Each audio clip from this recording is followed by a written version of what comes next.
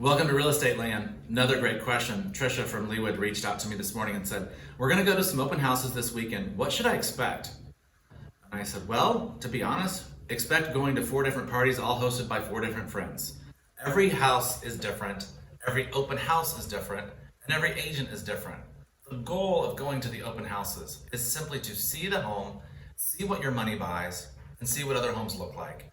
You're gonna find an annoying agent, you're gonna find a fun agent, you're gonna find a clean house, you're gonna find a dirty house.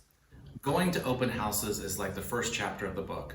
It's the educational process. It's seeing what else is out there. It's finding out what your money buys. It's determining that locations may be great, maybe not, but that's your choice. Make the best of it. Make some friends, have fun, but always tell them I'm your realtor.